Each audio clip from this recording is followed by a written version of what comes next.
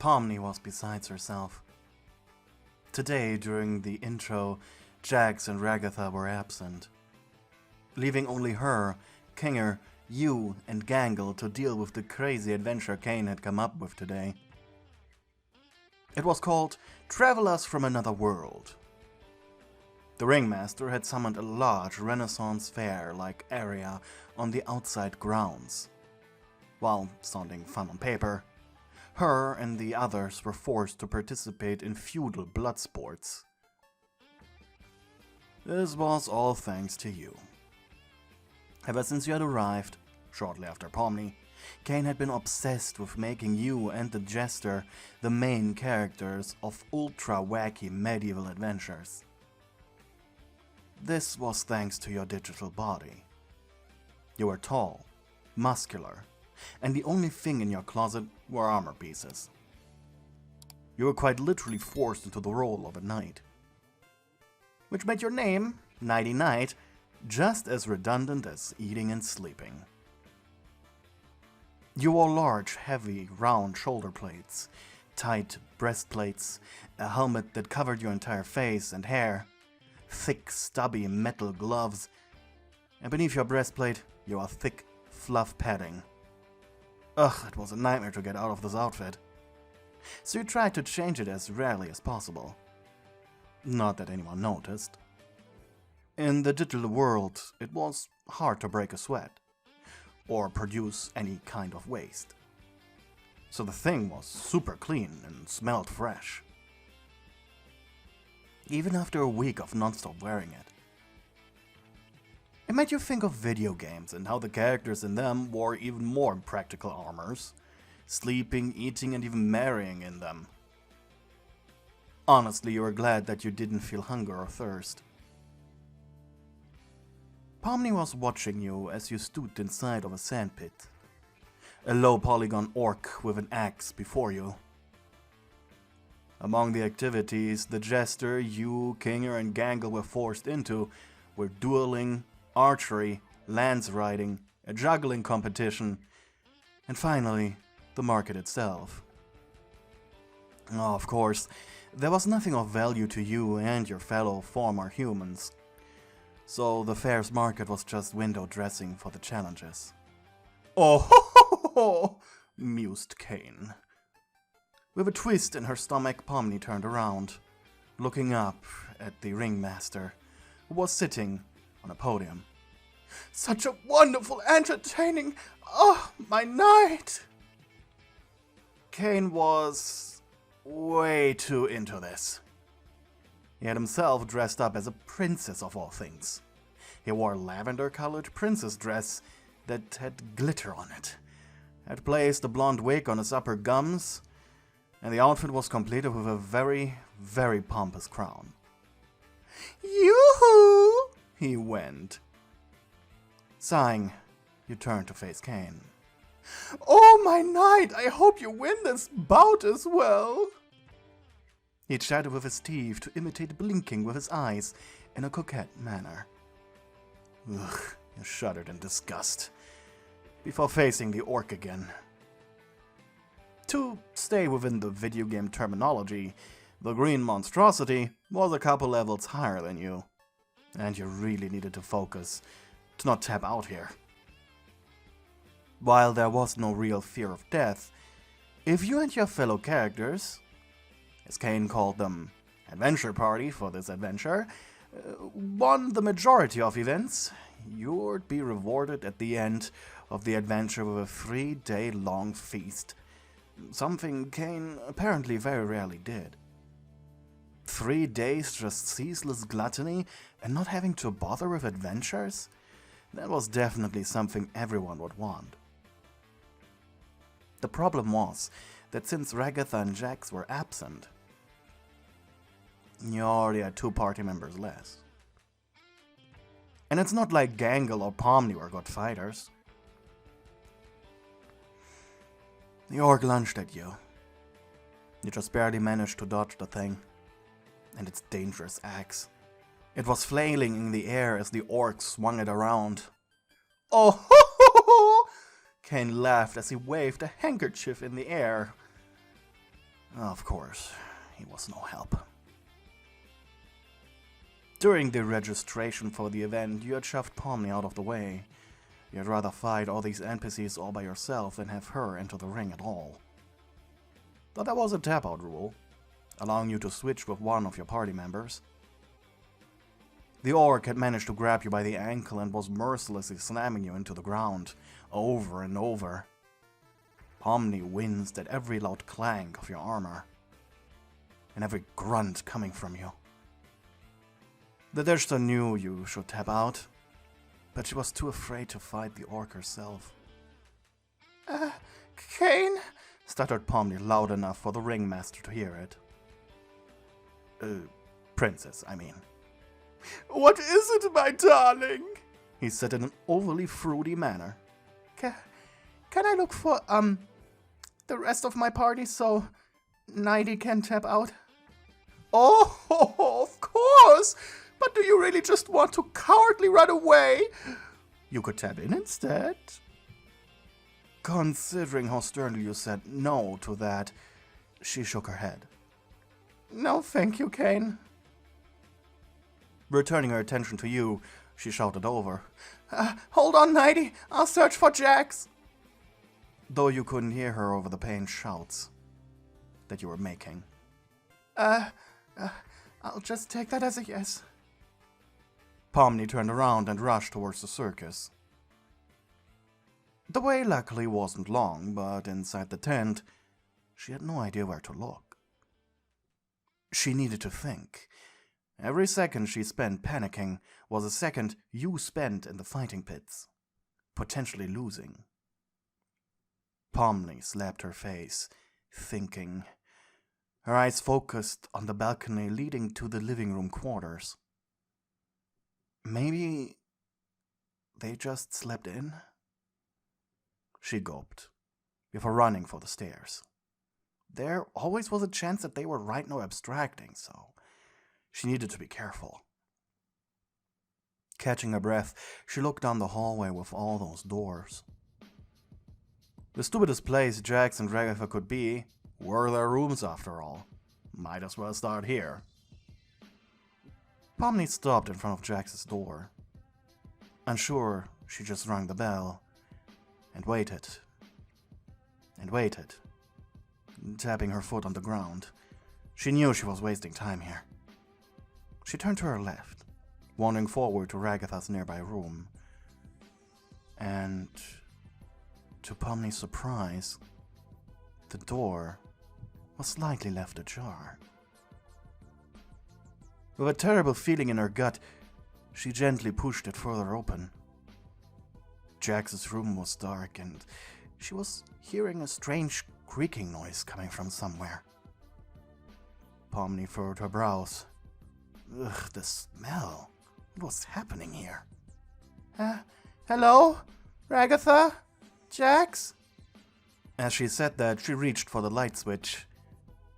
And what the jester saw as soon as light flooded the room shocked her. Oh no, it's Pomni. Ragatha? Jax? What are you doing? The two characters in question were on the puppet's bed, just barely covering themselves with her blanket. You know, when a mommy and a daddy really like each other, mused Jax, but the doll shoved a hand in his mouth. Listen, Pomni, it's not, She looked at Jax and at the scattered clothes around them. Actually, it's exactly what it looks like. Pomni took a few steps back. We're only doing this to not abstract. It's just something to do. I was going to ask for help with the adventure, but, clearly you're having one on your own. You can join us if you want. God damn it, Jax.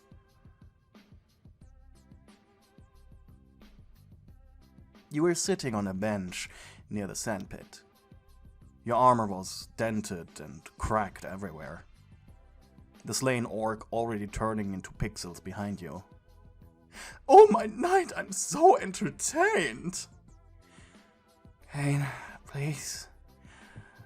I'm tired, you muttered. Oh, of course, my knight.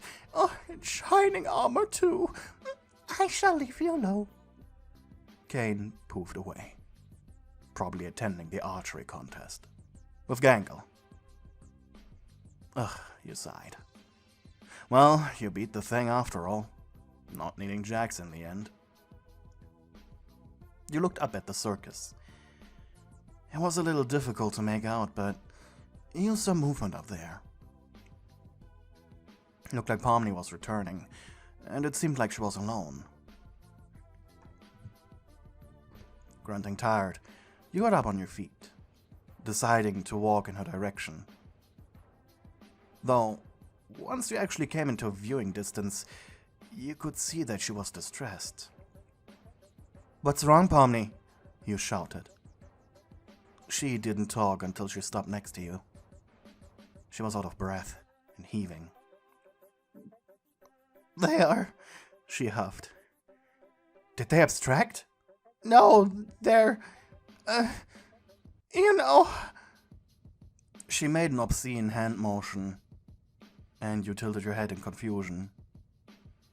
They're what? She leaned in closer to you. They're doing it. You blinked confused. And? She pulled at the belts of her head. Why would they? Instead of looking for an exit, I don't get it. Pomni, are you really still looking for an exit? You couldn't believe you had given up before her. That was actually kind of embarrassing. Look, I mean, do anything to not abstract. Pomni looked up at you. But... You gently patted her head. Anything to not abstract, you repeated in a motherly tone. With her big, round eyes, she stared at you. Come on. Let's watch Gangle fail at archery.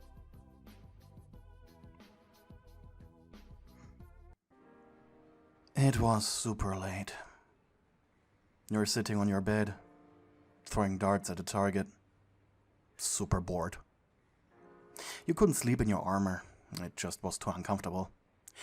But at the same time, you were too lazy to take it off. Even though it was quite banged up. Your door was open. Since everyone was asleep except for you, might as well let in a little air. It was always so stuffy in the bedrooms after all. Your quiet solitude was interrupted when you eventually noticed Pomni standing in your doorway. You blinked, your heart jumping a beat out of shock. Pomni, since when have you been standing there? 5 minutes? Maybe? Right. What do you want? Pomni took a step into your room, closing the door behind herself. I just, She tapped her fingers together. Do you wanna do it? You blinked. Well, that came out of nowhere. Huh? It's fine if you don't want to. Concerned, you got off your bed. Pomni, are you feeling okay? You've been acting off since you came back. Pomni was shuffling, her legs quivering. Clearly, she was afraid. I just couldn't stop thinking about it, and I don't know, Slowly you approached Pomni like a scared animal. It's okay. You don't have to. But I want to, she interrupted you, making you raise an eyebrow. And why me? She blinked and blushed hard. Because I feel safe around you. You placed a hand on Pomni's shoulder. Again, you don't have to if you don't want to. Though without saying another word, the jester took her hat off. I want to, Nighty. You sighed in defeat, unsure if you were agreeing with this for her sake, or because you were incredibly bored yourself. Maybe both. Both sounded acceptable to your moral code. You exhaled before leaning down to be on her level. Fine, you said. And without warning, she pecked the front of your helmet. Perplexed, you blinked. Just testing, she said quietly. Pomni was a shivering mess. You practically needed to carry her to your bed. Clearly, she was still nervous. You gotta help me out of this first, though, you lamented. You sat down before your bed frame, Pomni behind you, as she opened up the levers, buttons, and locks on your metal shell. Though after she removed your shoulder plate and was beginning to open the backside of your breastplate, she suddenly stopped. Is something wrong? Are you a girl? You turned around to look at her. By now she had unhooked a few of its straps, so you could easily remove your helmet. Your face was beautiful and clean. You had perfectly white hair that, without the helmet, flowed down to your hips. Your eyes were an icy blue and quite striking. Your skin was a very light rosy color with pink lips, and you had a permanent blush in the form of hearts over your cheeks. I hope that isn't a problem. Pomni blinked, her lips twitching. Surprisingly not. She was confused herself, and you snorted. Oh God, she was so cute. After the heavy armor was taken off, you stood before the jester, in a skin-tight black suit held together by a zipper. It was what you wore under all those armor pieces. But, nevertheless, it was time. Nervously, she lay down on your bed, her eyes locking with yours. She was incapable of looking away from you. Your eyes, your overwhelming presence, it was too much for her. You started by gently kissing her neck. Pomni gasped out loud at the sensation. She couldn't believe it. This felt just like real life, not digital or artificial. Your lips gently brushed over Pomni's skin. You weren't planting hickeys. She was anxious, after all. Gotta be as gentle as possible. Like a precious gift. She was breathing heavily through her mouth as you went up. And just as you reached her cheek, you pulled away. Honestly, you kinda just wanted to admire how she was squirming beneath you. It honestly almost looked like her mind was melting before your eyes, but not in a bad way. In a good way. Your face came closer, your long hair creating a veil around your faces. You could feel her hot breath tickle over your skin. Maybe some verbal encouragement would be exactly what she needed right now. With a motherly smile, you whispered, "I love you, Pomni." The jester's eyes widened in pure bliss as your lips pressed against hers. You hummed quietly. Pomni tasted like cotton candy, making her lips, her mouth, her tongue actually quite tasty. You couldn't get enough. Shyly, you could feel her mouth parting ever so slowly. She was getting bold herself. You suppressed a chuckle. Gingerly, you swiped your hands under her small frame. She whimpered at the feeling of your warm hands on her back. You pushed her up just a tiny bit, as your tongues finally touched. Suddenly, opening your eyes, as you could feel her tiny hands taking hold of your chest.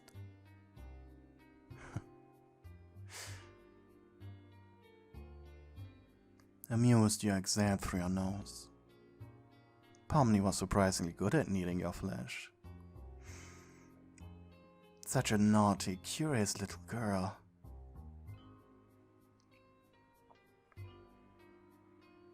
You let go of her back, pushing yourself up, looking down at the sweating, blushing mess that was Pomni. Her tongue was halfway hanging out of her mouth as she breathed heavily. With a smirk, you took hold of the zipper of your suit. And Pomni's eyes widened joyfully, like those of a child watching their parents unwrap a Halloween candy bar for them. Slowly, sensually, you pulled the zipper down. The noise of it making the hairs on Pomni's neck stand up. And you gently kissed her before whispering, "You can touch them. Don't be shy."